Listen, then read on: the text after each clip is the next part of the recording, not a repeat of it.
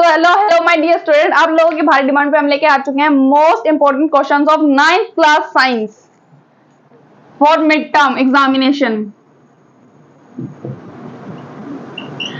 तो विलंब ना करते हुए, क्योंकि मुझे पता है कई बच्चों का पेपर कल ही होगा, तो विलंब ना करते हुए हम so let's move toward chapter number 2 matter around us pure. और क्या हमारे आसपास के जो पदार्थ हैं वो शुद्ध हैं। तो पहला हमारा क्वेश्चन क्या है, difference between element and compound और यौगिक और तत्व के बीच में अंतर। यौगिक और तत्व, तत्व यानी एलिमेंट्स। एलिमेंट्स क्या होते हैं हमारे? Elements are the substance can not be break down, जिन सब्सटेंस को हम और ब्रेक डाउन नहीं कर सकते। जैसे कार्बन डाइऑक्साइड होते हैं, उसमें कार्बन और ऑक्सीजन अलग होती है। ये ऐसे सब्सटेंस होते हैं कि जिन्हें हम ब्रेक नहीं कर सकते बाय फिजिकल और केमिकल। किसी भी कोई भी मेथड, ना फिजिकल से हम ब्रेक कर सकते हैं, ना हम केमिकल मेथड से इसे ब्रेक कर सकते हैं सिंपलेस्ट सब्सटेंसेस में। जैसे AU यानी हमारा गोल्ड और Fe यानी हमारा आयरन। शुद्ध पदार्थ जिन्हें हम किसी भौतिक या रासायनिक माध्यम के द्वारा साधारण पदार्थों में नहीं तोड़ सकते। और ये अब हमारे कंपाउंड यानी यौगिक। कंपाउंड क्या होते हैं? कंपाउंड जो होते हैं एलिमेंट्स, दो एलिमेंट्स मिलके एक कंपाउंड फॉर्म करते हैं। Compound is a substance made up of 2 और more elements chemically combined with each other in a fixed proportion. यानी एक निश्चित अनुपात में जब दो तत्व मिल जाते हैं तो हम उस चीज को बोलते हैं यौगिक। नेक्स्ट हमारा क्या है? Homogeneous and heterogeneous. Homogeneous mixture हमारे कौन से होते हैं? होमोजेनियस मिक्सचर हमारे होते हैं in which composition is uniform throughout the solution। ये समझाते हैं, एक बार इसे नोट कर लो आप, और नोट कर लो जल्दी से, फिर हमें ये ऊपर वाला मिटा के पॉज करके नोट कर लो। तो हमारा जो सेकंड क्वेश्चन है वो क्या कह रहा है? होमोजीनियस और हेटेरोजीनियस यानी समांगी और विसमांगी में हमें डिफरेंशिएट करना है। समांगी कौन से होता है, विसमांगी कौन से होता है? देखो समांगी, ये समांगी है,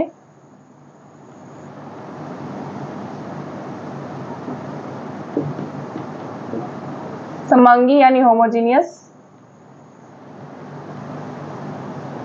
विसमांगी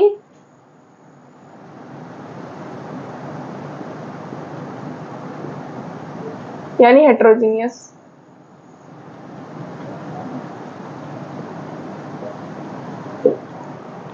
अब हमारे समांगी में क्या होता है? हमारे समांगी में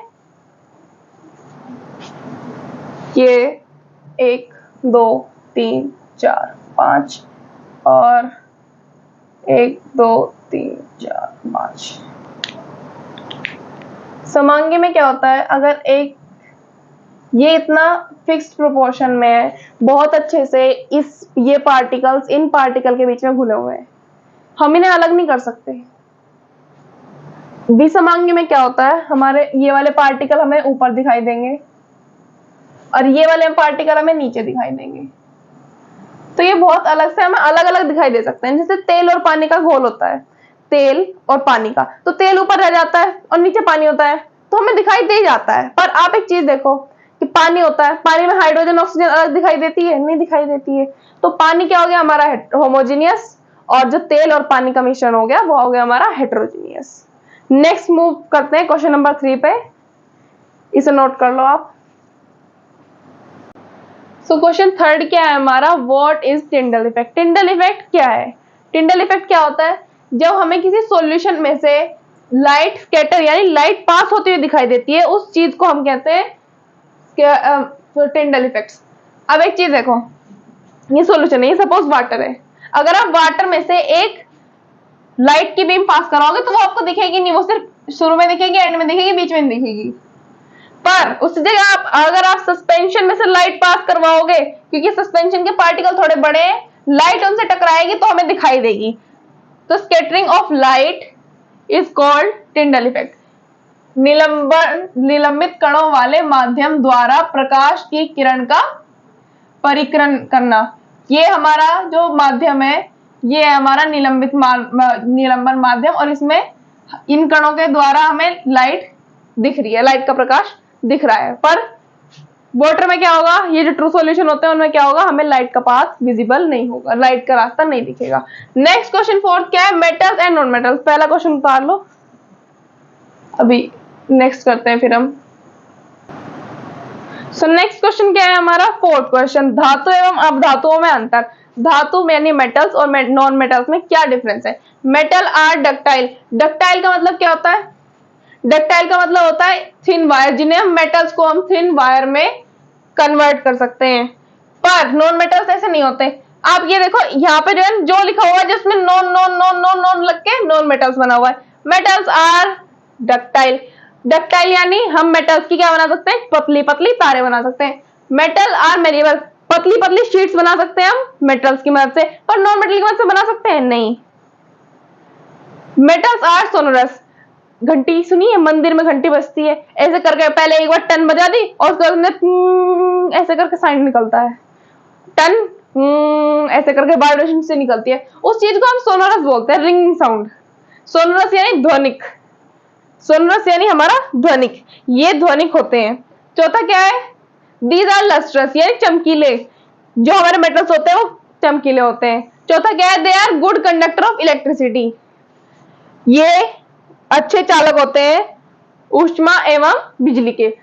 ये जो मतलब मेटल्स होते हैं, आप एक चीज देखो, भिगोना होता है उसमें मम्मी चावल बनाती हैं, आग तो उसके नीचे ही जल रही होती है। पर आप एक चीज देखो, जो आपका चमचा होगा ना, चमचा मेटल है, चमचे तक में भी वो पहुंच जाती है, हीट कैसे पहुंचती है। जो क्या नाम है भिगोने के कोने होते हैं उनमें भी तो हीट पहुंच जाती है, कैसे पहुंचती है, आग तो बस एक ही जगह लगा रही है। क्योंकि मेटल्स कंडक्टर होते हैं इलेक्ट्रिसिटी के, इसलिए वो इलेक्ट्रिसिटी को और क्या नाम है ऊष्मा यानी गर्मी को कंडक्ट करते हैं, और इसीलिए आपके भिगोने के कोने गर्म होते हैं। अब ये देखो नॉन मेटल इतना इजी है, मेटल समझ लिया आपने, नॉन मेटल क्या हो गए, they are not ductile, they are not malleable, they are not sonorous, they are not lustrous, they are not good conductor of electricity. बिल्कुल जो सेम है, 7 नोट लगा दिया बस इसके, और इसमें नहीं लगा दिया। ये तन्य नहीं होते, ये आधावर्ती नहीं होते, ये ध्वनिक नहीं होते, चमकीले नहीं होते, ये बिजली और ऊष्मा के अच्छे चालक नहीं होते। बस खत्म ये क्वेश्चन यहीं पे। नेक्स्ट पे चलते हैं, numericals of this chapter, note कर लो। तो क्वेश्चन हमें क्या कह रहा है, फिफ्थ हमें ये कह रहा है कि सॉल्यूशन, कोलॉइड और सस्पेंशन यानी हमारे विलयन, निलंबन और कोलॉइड के बीच में हमें अंतर बताना है। तो सबसे पहली बात, हमारे सॉल्यूशन का जो साइज होता है वो क्या होता है, 1 नैनोमीटर से भी छोटा होता है। आप देखो सॉल्यूशन में हमारा क्या रहता है, वाटर, वाटर जो है उसके जो पार्टिकल्स हैं उनका साइज 1 नैनोमीटर से भी ज्यादा छोटा होता है, ग्रेटर देन। अब सस्पेंशन के पार्टिकल्स का जो साइज होता है वो 100 नैनोमीटर से बड़ा होता है, 100 नैनोमीटर से बड़ा होता है निलंबन के कणों का साइज। कोलॉइड क्या होता है, कोलॉइड में हमारे क्या होता है, बिटवीन 1 नैनोमीटर टू 100 नैनोमीटर, इनके बीच में कुछ भी हो सकता है, तो वो हमारे कोलॉइड होते हैं। कोलॉइड का साइज। टिंडल इफेक्ट्स, टिंडल इफेक्ट्स कौन कौन शो करते हैं, वाटर या फिर हमारा आप कह लो सॉल्यूशन, ट्रू सॉल्यूशन कभी भी टिंडल इफेक्ट शो नहीं करता है। हमारे सस्पेंशन और कोलॉइड दोनों ही टिंडल इफेक्ट शो करते हैं। स्टेबिलिटी, स्टेबिलिटी यानी स्थिरता, स्थिरता। विलेन जो होते हैं हमारे यानी सॉल्यूशन जो होते हैं वो स्टेबल होते हैं, सस्पेंशन जो होते हैं अनस्टेबल होते हैं, और कोलॉइड जो होते हैं वो स्टेबल होते हैं। यानी हमारे विलेन स्थिर होते हैं, निलंबन अस्थिर होते हैं, और कोलॉइड स्थिर होते हैं। लास्ट क्या है, फिल्ट्रेशन। क्या आप वाटर को फिल्टर कर सकते हो, वो तो ऑलरेडी फिल्टर है, क्या आप फिल्टर करोगे। सस्पेंशन क्या होगा, यस, सस्पेंशन को हम फिल्टर कह सकते हैं। सस्पेंशन का एग्जांपल आप ले सकते हो वाटर प्लस फ्लोर, फ्लोर यानी आटा, तो वो एक सस्पेंशन बन जाएगा। और कोलॉइड जो है वो हमारा कभी फिल्टर नहीं हो सकता, ये ऐसे लिखा हुआ है, ये हमारा निलंबन फिल्टर हो जाएगा, विलियन फिल्टर नहीं होगा, और कोलॉइड भी फिल्टर नहीं होगा। नेक्स्ट क्वेश्चन पे चलते हैं। हमारा नेक्स्ट क्या है, नेक्स्ट हमारा है न्यूमेरिकल। वी विल ऐड इतना टू द सोडियम, हमने क्या करा 36 gram of sodium chloride 100 gram of water में ऐड कर दिया। तो अब देखो दोनों ही चीजें ग्राम ग्राम में, दोनों ही मास है, तो क्या निकालना है, मास बाय मास परसेंटेज, यानी द्रव्यमान बाय द्रव्यमान प्रतिशत निकालना है हमें इसमें। WT परसेंटेज का फॉर्मूला क्या होता है आपका, ये आंसर है यहां से। फॉर्मूला क्या होता है, मास ऑफ सॉल्यूट अपॉन में mass of solution into 100। Mass of solute क्या है आपका 36 और मास ऑफ सॉल्यूशन क्या है 100। पर क्या यहाँ पे खाली 100 आएगा, हमारा सॉल्यूशन की बात कर रहा है, ये सॉल्वेंट की बात नहीं कर रहा है। वाटर हमारा सॉल्वेंट है, हमें सॉल्यूशन चाहिए। सॉल्यूशन क्या होगा, सॉल्यूशन कब बनेगा, जब इन दोनों को हम प्लस कर देंगे। तो 100 plus 36 is equal to 36 by में 136। काट दोगे इसको आप तो ये आ जाएगा 18 और इसको क्या, इसका क्या आ जाएगा 68। फिर काट दोगे इसको, क्या आ जाएगा, ऊपर क्या आएगा 9 अपॉन में 34। ये आ गया आंसर। सेम यहाँ पे होगा, द्रव्यमान बाय में द्रव्यमान परसेंटेज का फॉर्मूला होगा सोल्यूट यानी विलय का द्रव्यमान अपॉन में विलयन का द्रव्यमान। क्या हो जाएगा इसका, विलय का द्रव्यमान क्या होगा हमारे 36। सोडियम क्लोराइड हमारा विलय है और विलयन है, यहाँ पे विलायक नहीं है विलयन है, तो क्या होगा 100 प्लस 36 इज इक्वल टू आपका वही 36 बाय में 136। और जब आप इसे काट दोगे तो यह आ जाएगा आपका 9 बाय में 34। ये आंसर आ गया। कोई डाउट है इसमें?